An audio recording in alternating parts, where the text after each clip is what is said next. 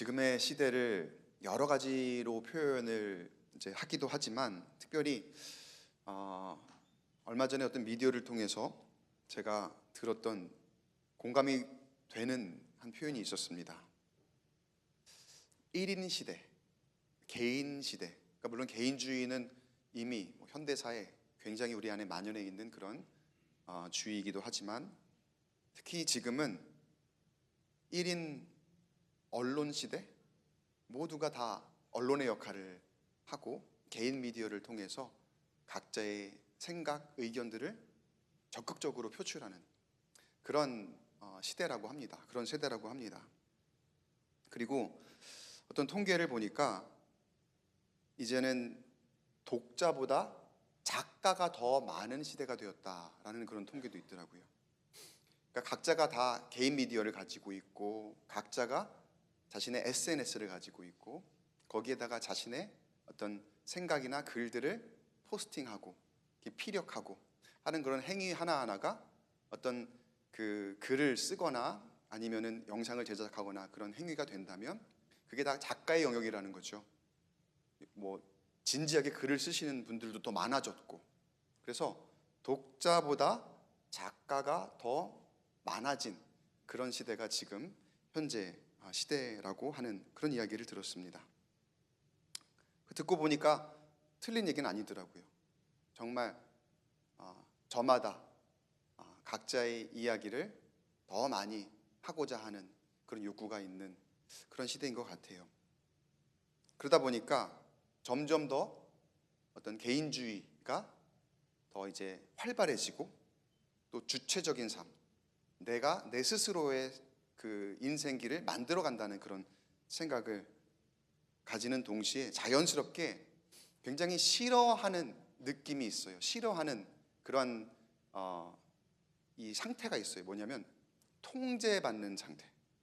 누군가가 나를 통제하거나 누군가가 나를 이렇게 끌려고 하는 그런 상태를, 그 느낌을 굉장히 싫어하는, 그러니까 따라가는 것에 대한 거부감이 있고, 내가 누군가를 정말 따라가도 되는 걸까? 내가 내 생각대로가 아닌 누군가의 생각을 따라가는 게 맞는 걸까 하는 걱정, 그런 염려 또는 욕심, 그러니까 내 마음대로 되기를 원하고 내가 주인공이 되기를 원하는 그런 욕심, 그러니까 그런 상태로 우리가 살고 있더라는 거예요. 그러다 보니까 자연스럽게 내가 듣기보다는 내가 말하기를 좋아하고 누군가가 내가 말하는 것을 들어주기만을 바라는 그러한 나의 욕구와 욕심이 이렇게 드러나는 그런 시대더라는 거예요. 그러니까 독자보다 작가가 많겠죠. 지금 자연스럽게 제가 오늘 순종에 대한 이야기를 이제 할 텐데, 자연스럽게 순종이라는 가치와는 거리가 멀어질 수밖에 없습니다.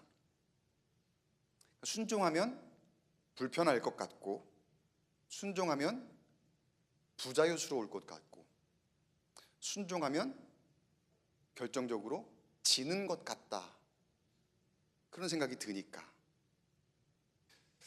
근데 사실 여러분, 내가 내 스스로 뭘 다 할 수 있을 것 같지만 그럴 수 없습니다.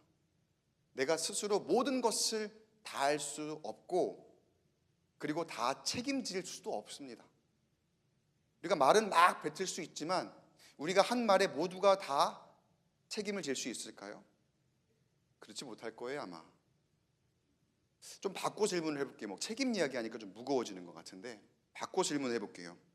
여러분, 내 마음대로 다 할 수 있다면, 그리고 실제로 그렇게 하면 여러분 행복할까요? 어떻게 생각하십니까? 내 마음대로 다 할 수 있어요.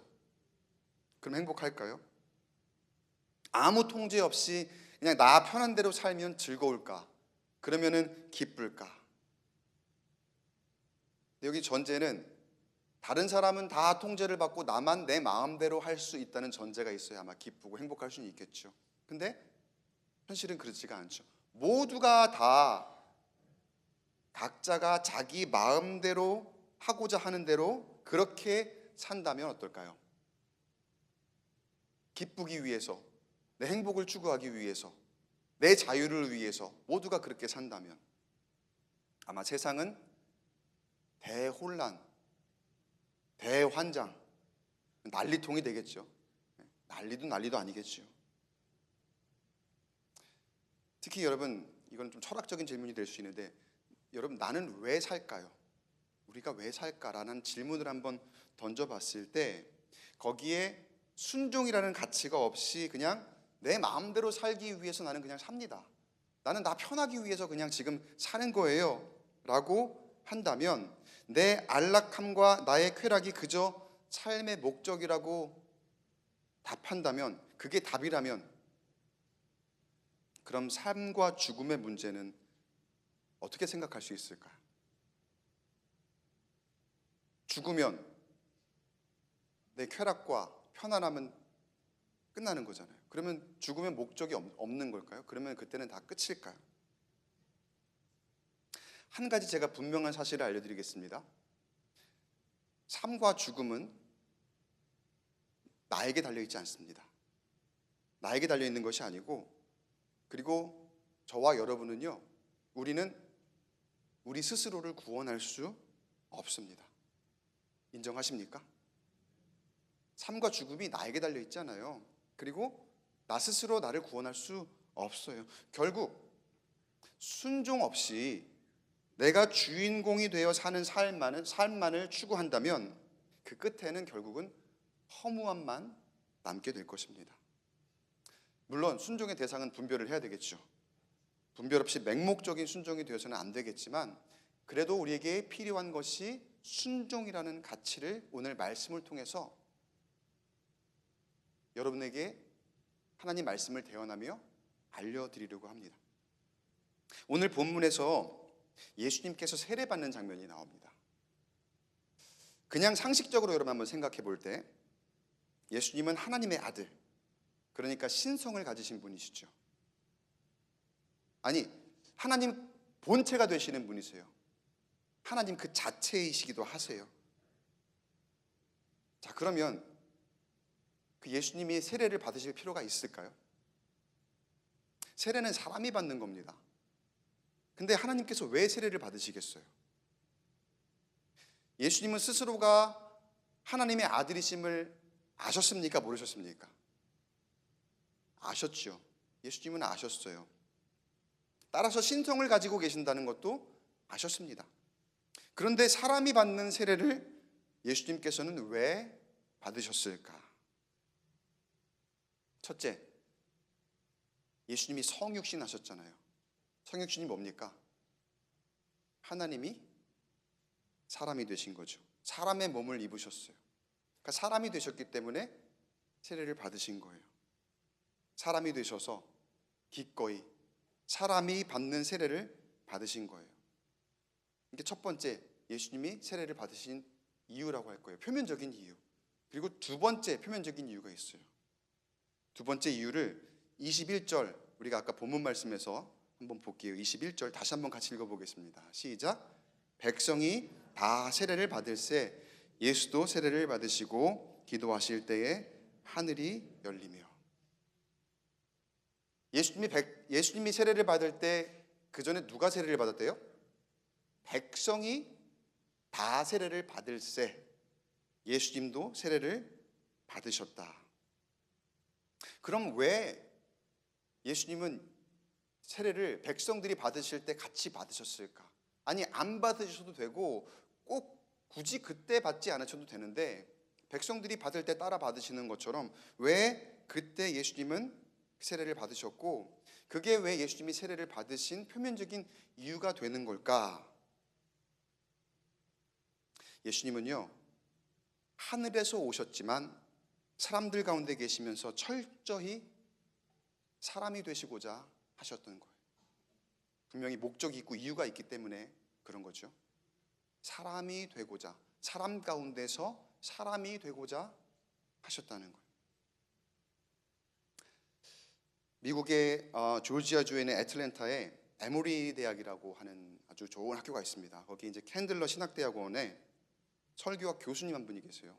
설교학의 대가신데 토마스 롱이라고 하는 그 설교학 교수님이 쓰신 책 안에 이런 글이 있습니다. 설교자의 지도적 역할에 대해서 이야기한 내용이 있는데, 그 지도자적 역할에 대해서 이렇게 얘기합니다. 설교자는 예배의 참여자이며 설교를 듣기 위해 모여있는 바로 그 회중에 의해 그 일을 위임받은 자이다. 이해가 되세요? 한마디로 하면 뭐랄까요? 한마디로 회중 안에 있다가 회중에서 걸어 나와서 회중에게 위임받은 권한으로 강단에서 말씀을 선포하는 사람.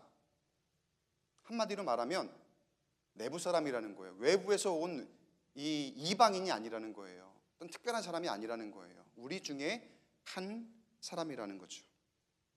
그리고 그 설교자의 기본적인 정체성은 말하는 자, 선포하는 자 이전에 회중과 다르지 않게 듣는 자라는 거예요. 여러분과 같이 그 자리에 앉아서 듣는 자의 어떤 그런 모습 안에 있다가 강단에 나와 권한을 위임받아 말씀을 선포하는 자라는 거예요. 그러니까 선포하는 자, 듣는 자이기 이전에 먼저 선포하는 자, 말하는 자이기 이전에 먼저 듣는 자가 바로 설교자의 정체성이라는 거죠. 여러분, 목사님들이 모일 때에도 목사님들도 예배를 드리고 목사님들이 누군가 한 사람은 설교를 합니다. 여러분, 그럼 그 설교자가 설교를 맡게 되는 목사님은 편할까요? 불편할까요? 여러분 어떻게 생각하세요? 편할까요? 불편할까요? 부담이 되죠. 근데 어떤 분들은 편하다 하시는 분들도 있어요. 왜 편한 줄 아세요? 어차피 안 들으니까. 목사님들은 다른 목사님들 설교를 안 듣는다라고 하는 그런 이 속설이 있거든요. 속설이. 이러면 될까요? 안 될까요? 안 되겠죠. 더 잘 들어야죠.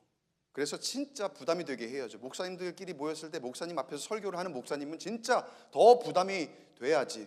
그럴 만큼 더 잘 들어야 되겠죠. 목사님들이. 그래야 설교가 아무 말 듣은 채가 안 되거든요. 여러분도 잘 들으셔야 돼요. 여러분이 잘 안 들으시면은요, 목사가 진짜 막 아무 말 막 해버려요. 막. 그러면 그게 은혜도 안 되고 그게 뭐가 되겠습니까? 그러려면 목사가 먼저 들을 줄 알아야 되고 서로 듣는 사람이라고 하는 그런 존중, 그런 인정이 있어야 되죠.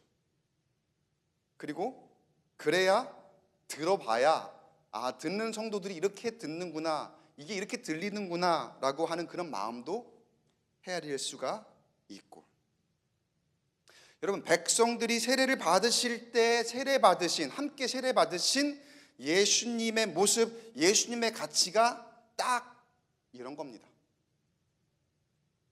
근데 제가 지금 목사님들 얘기하니까 여러분이 남 얘기처럼 들으시는데 이게 목사님들만의 얘기가 아니에요. 성도들의 모습도 같은 맥락입니다.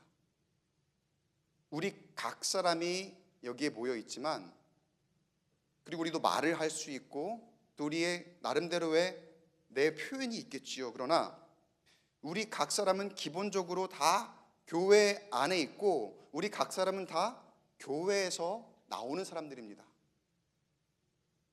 내가 무슨 말을 할 때 나는 교회로서 말을 하는 거지 그저 나 개인으로서만 말을 하는 게 아니라는 거예요.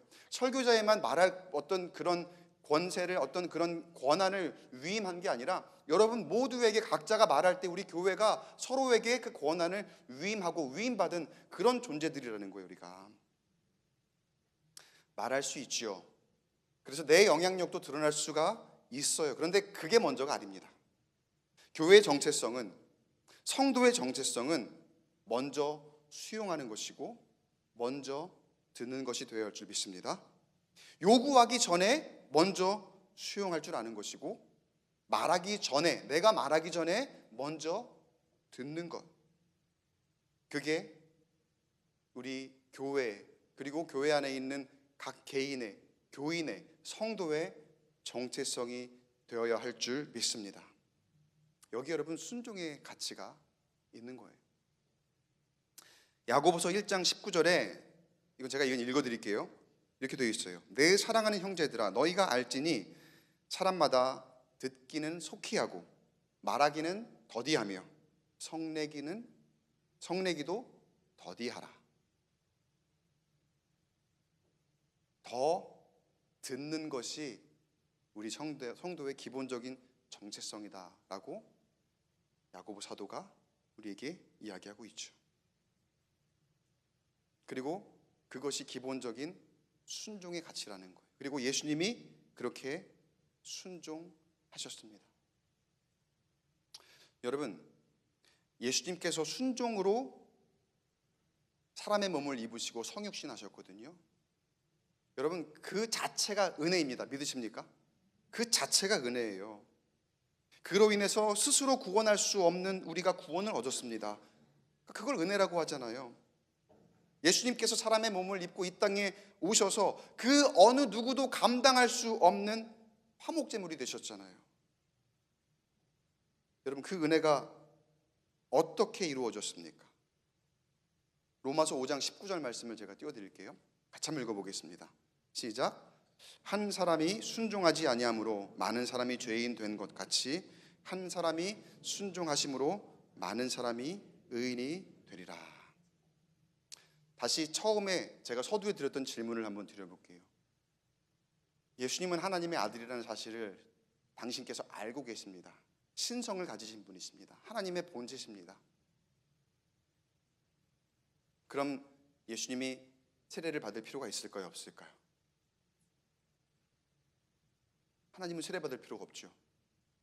그런데 예수님은 기꺼이 사람이 되기를 순종하셨고 그 사람이 받아야 되는 세례를 받기를 순종하셨습니다. 여러분, 그리스도인의 가치는 여기에 있습니다. 순종하신 그 한 사람을 따르는 것, 예수 그리스도 하나님이시며 그의 아들이시면서 사람이 되셔서 우리 가운데 거하시고 지금도 우리와 인격적인 만남을 허락하시는 분, 예수 그리스도께서 행하신 일은 다름 아닌 그 어떤 다른 말로 다 표현할 수 있겠지만 한마디로 표현한다면 다름 아닌 순종이라는 거예요. 그리고 그 순종이 우리를 살리신 줄 믿습니다. 그 순종으로 세례를 받으실 때 어떤 일이 일어났는가? 누가복음 3장 22절 말씀을 우리 함께 한 목소리 읽어보겠습니다. 시작. 성령이 비둘기 같은 형체로 그의 위에 강림하시더니 하늘로부터 소리가 나기를 너는 내 사랑하는 아들이라 내가 너를 기뻐하노라 하시니라. 예수님의 순종하심으로 하나님께서 그 모습을 기뻐하셨습니다. 그리고 예수님은 순종하심으로 기쁨의 근원이자 그 기쁨의 통로가 되셨습니다. 그리고 하나님께서 우리 안에 그 기쁨이 있기를 원하십니다. 저와 여러분은 모두 사명자들입니다. 그냥 그저 그런 사람들이 아니라 하나님께서 부여하신 사명을 가지고 살아가는 사명자들, 예수의 이름으로 세상을 살아가는 사람들, 예수 그리스도의 영향력으로 세상을 살아가는 사람들. 여러분 인정하십니까? 믿으십니까? 여기서 아멘 소리가 조금 작은 것 같은데 사명자라고 하니까 여러분 예수 그리스도의 영향력으로 예수의 이름으로 우리가 세상 가운데에 살아가는 사람들이에요. 그럼 예수 그리스도의 영향력이란 무엇일까? 엄청난 힘으로 세상의 권세를 압도하는 그런 힘이 바로 예수 그리스도의 능력일까요? 예수 그리스도의 영향력일까요? 여러분 우리가 성경을 읽을 때 한 가지 조심해야 되는 게 있어요. 뭐냐면요, 특히 구약에 이제 그런 것들이 많이 있을 텐데 어떤 인물을 그냥 있는 그대로 담고자 어떤 위인전 읽듯이 그 인물이 그 행하는 것, 인물 있는 그 모습대로 그 인물이 그러니까 하나님의 능력을 힘입어서 무슨 일을 행하는 그런 것들도 있겠죠. 근데 그 인물을 그대로 담고자 하는 것. 근데 여러분 그런 성경 읽기는 자칫 굉장히 성경을 왜곡할 수 있고 또 위험해질 수도 있습니다. 왜냐하면 더러는 그런 하나님께서 세우신 인물들도 하나님이 그 이끄시고 하나님이 막 역사하시는 그런 사람들도 폭력적이거나 아니면 무자비하거나 굉장히 그 사람이 사람을 대하는 그런 면에 있어서는 어떻게 저렇게까지, 그러니까 성경이 굉장히 좀 불편하고 또 읽으면서도 와, 어떻게 하나님 이렇게까지 이렇게 하실까라고 그런 장면들도 많이 나오잖아요. 근데 어떤 악에 맞서서 우리가 이겨야 된다는 그런 생각만을 가지고 어떤 성경의 인물들을 그대로 닮아야 된다라고 하는 그런 성경 읽기가 자칫하면은 하나님의 뜻을 왜곡할 수도 있다는 거예요. 성경을 읽으면서 그 안에 있는 하나님의 뜻을 깊이 묵상하고 그 뜻을 잘 발견을 해야지 그 인물의 행위를 그냥 그대로 본받는 게 아니라는 거예요. 자, 그러면 어떻게 하면 성경을 잘 읽는 것일까? 늘 이거를 생각해요. 예수님을 생각하셔야 돼요. 예수님. 그리고 예수님을 생각할 때에는 예수님이 우리에게 주신 말씀 가운데에 핵심이 있어요. 그 핵심이 뭡니까? 새 계명을 주신 거예요. 새 계명을 주신 거. 새 계명을 주시면서 뭐라고 말씀하셨습니까? 두 가지죠. 첫째는 하나님을 사랑해라. 둘째는 내 이웃을 내 몸과 같이 사랑해라. 다 아시는 거죠? 그냥 아시면서 제가 얘기할 거니까 그냥 가만히 계시는 거지. 하나님 사랑, 그리고 이웃 사랑, 근데 이웃을 내 몸과 같이 사랑해라. 그거거든요.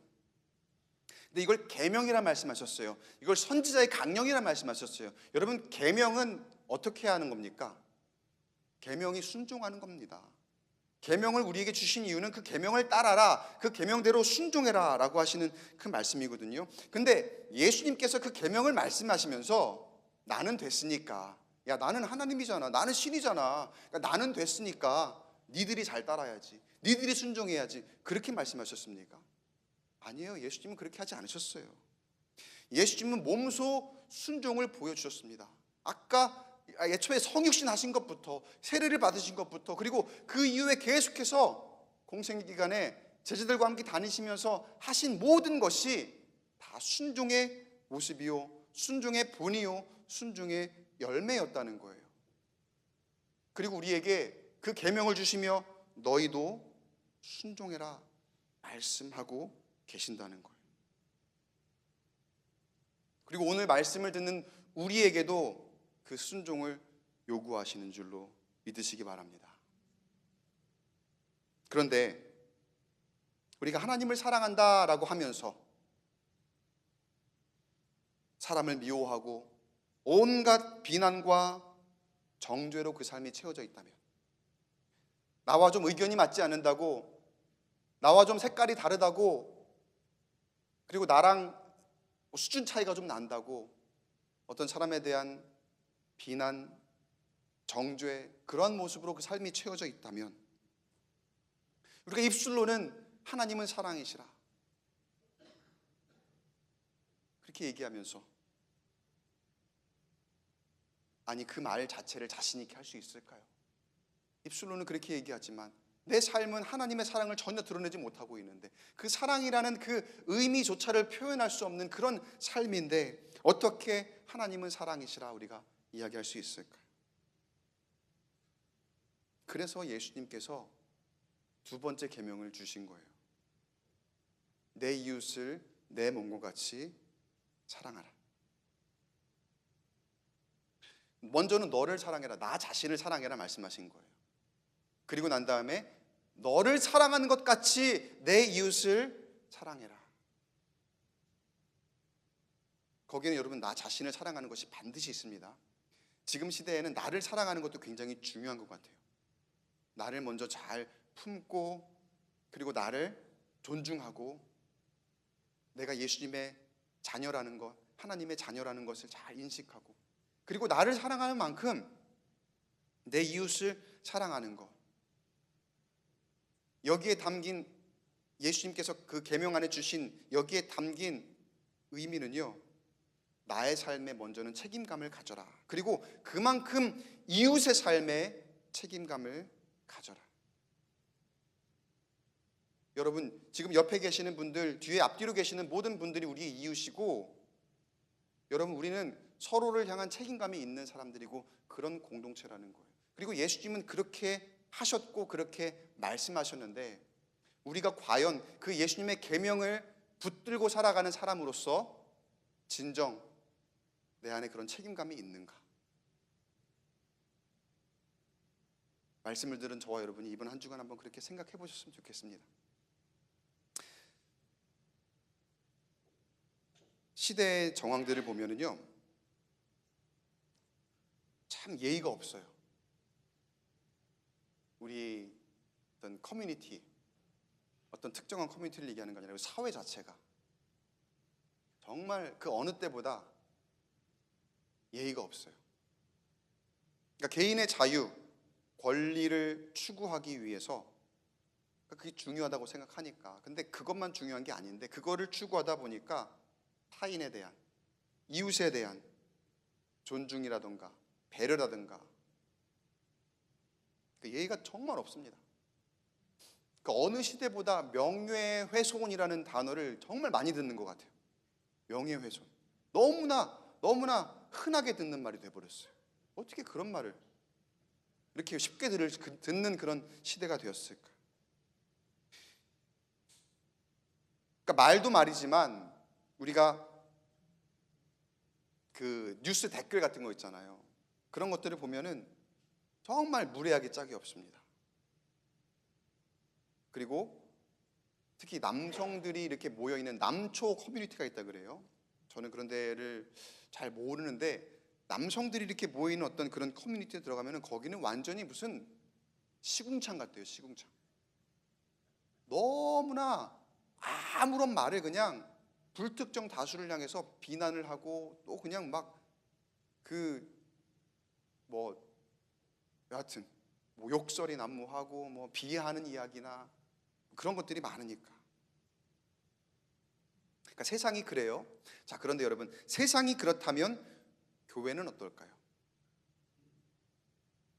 우리가 믿음을 가졌다는 사람들인데, 믿음을 가진 우리는 어떨까요?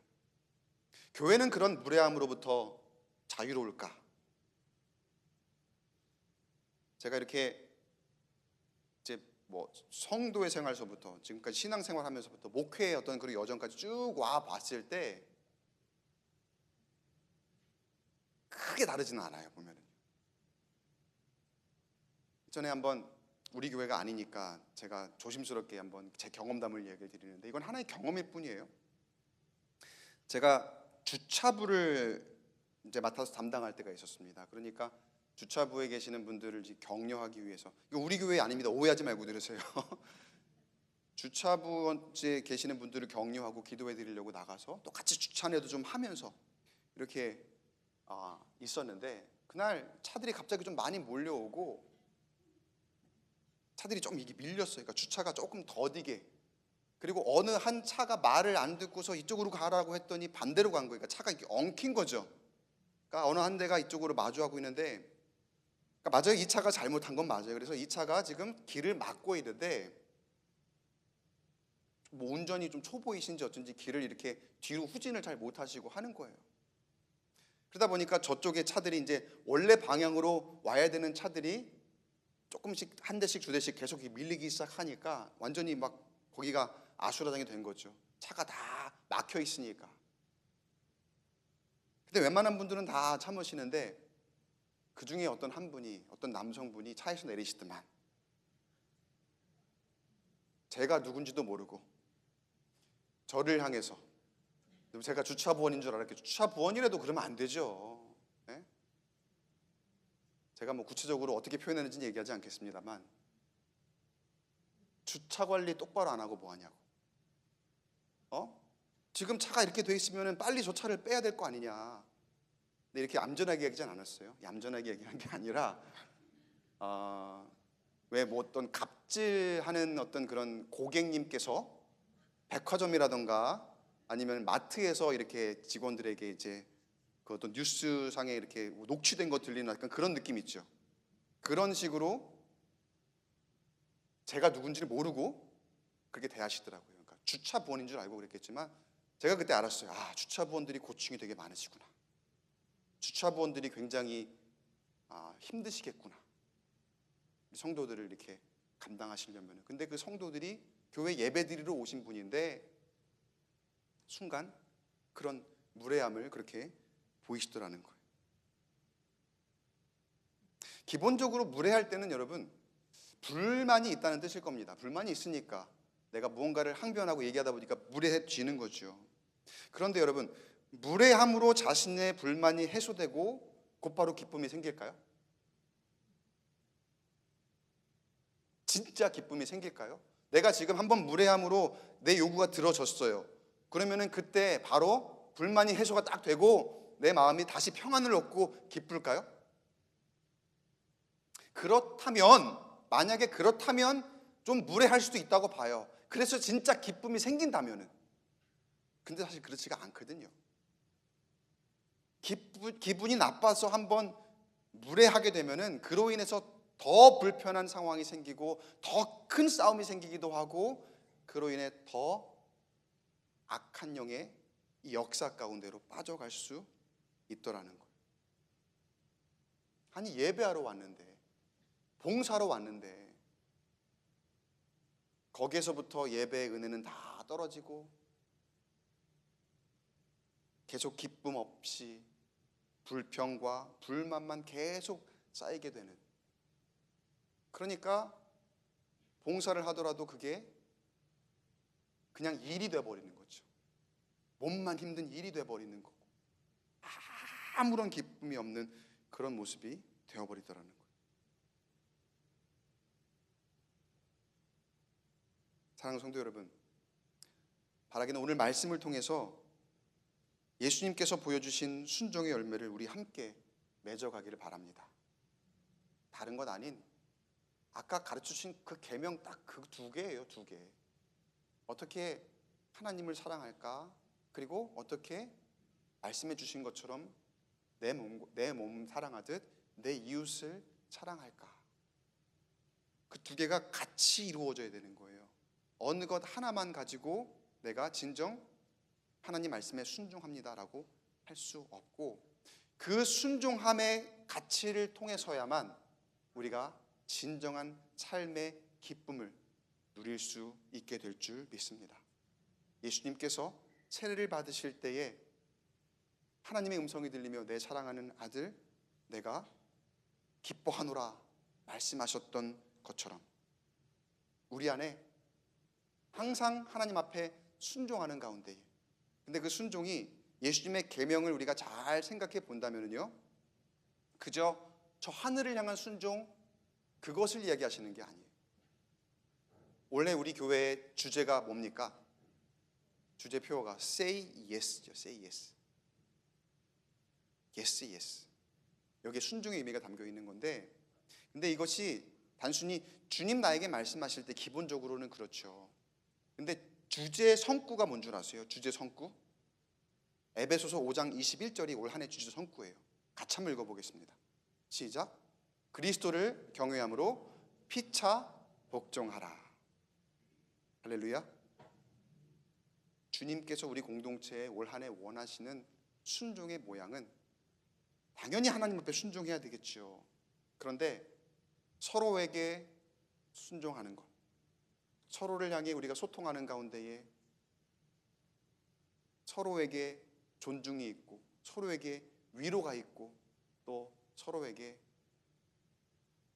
참된 축복이 있는 그런 우리 광교 꿈의 교회 공동체를 통해서 참 하나님께서 허락하시는 참 기쁨, 또 우리 안에 그런 행복이 넘쳐나는 광교 꿈의 교회 2025년도에 여정이 되시기를 주님의 이름으로 간절히 축복합니다. 너를 기뻐하노라, 그 응답을 경험하는 하루하루의 삶이 되기를 주님의 이름으로 간절히 축원합니다.